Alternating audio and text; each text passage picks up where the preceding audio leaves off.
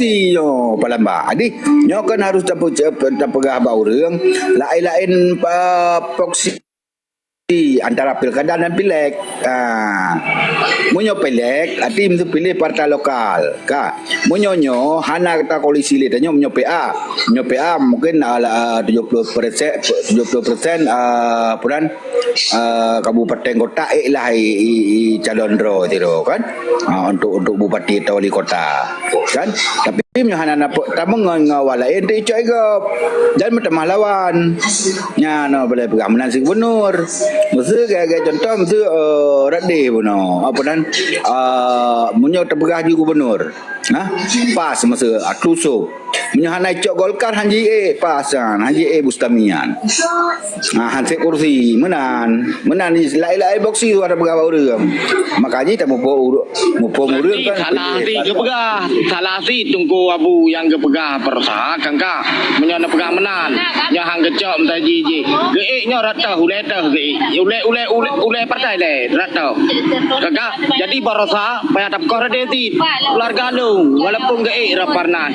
Tibam perasaan watai keun harus dapat menang partai lokal.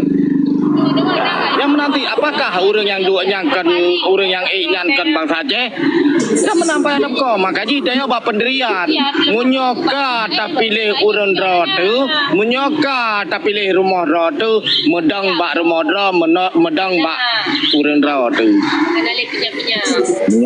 munyo menang ku pegah nampu palabah no pegah leke nan tanya bawa lagi bak tu ilo mak bak tu tunggu walaupun lo pegah tu pendirian roku betul hidung watai ke legap kan watai ke legap dari awal kan galam bergejolak pilek barsa pilam kan tetap hidung watai na dengar tetapi baknyo kakak galam tino siat insyaallah Tuhan beri galam pernah mau balik abad tetap baknyo karena tu long mat watai mat legap bak petutu gedayo tuat bak mentutu bak pegahaba gedayo mat legap. Sebetulnya je sebalik je Palembang.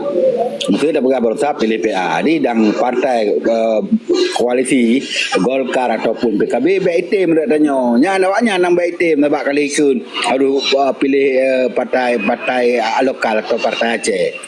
Nya nawaknya antalah hati kepui kebong tanya.